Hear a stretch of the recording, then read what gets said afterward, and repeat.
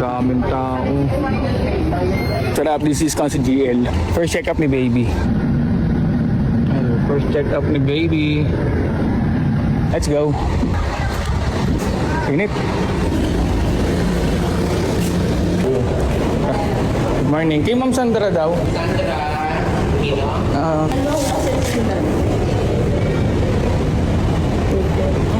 Tulog na tulog. Oh yeah.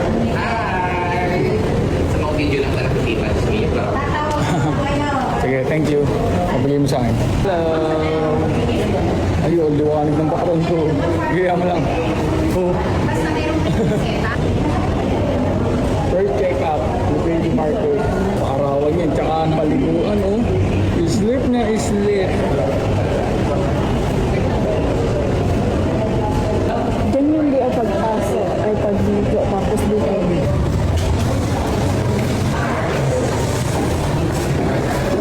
Likod na lang kaya din.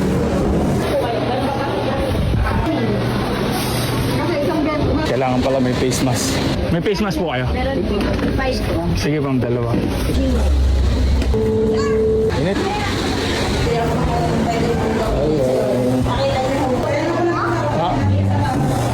Ikaw na lang. Tapos tatanungin mo yung papel.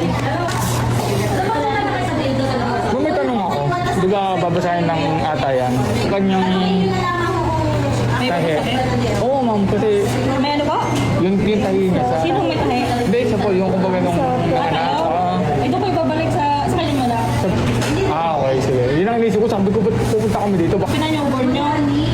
At daw mababasa sabi ni Kuya Boy. Pero galing mo kaya yun doon. Pinuntahan kami sa bahay, dala na lang yung papel na yan. Pinuntahan kami sa bahay, dala na yung papel na yan. Oo, pumunta dito. Pero yung when it comes po dun sa tahe. Sige ba? Oo. Ay.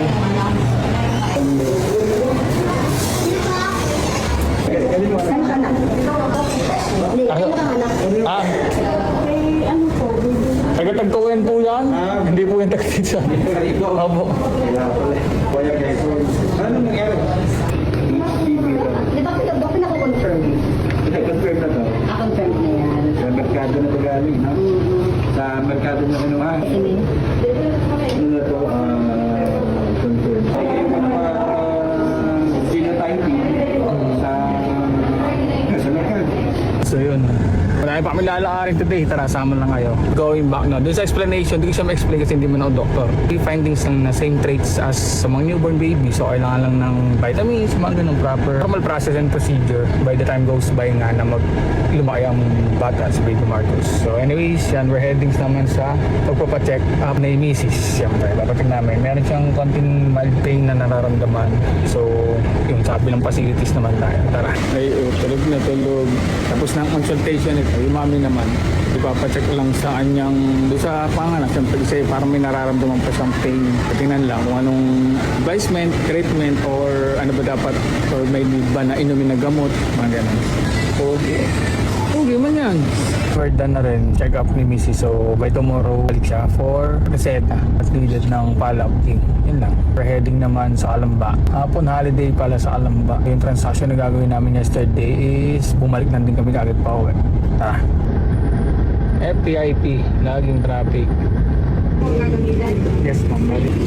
Dami sa SSS. Steady lang sa gilid. Ganda ng lips. Okay na yun. Nilakad namin sa SSS. Dami tao. Buti na lang last week is may nilakad dito. Single to married na name niya sa SSS account ni Mrs. And then pinapriority namin by the time na bumalik kami. Yesterday bumalik kami kaso holiday sarado. Ngayon bumalik kami yon natupad naman. Kahit wala kami naging referral list, aware naman sila na babalik kami for priority purposes. And yun yung transaction namin was good. Thank you Lord, successful. So yun, uwi na. Yun, it's done. Busy long day. Productive tayo. Madami tayong maayos. Getting ready or getting back to work na by next week. Toronto.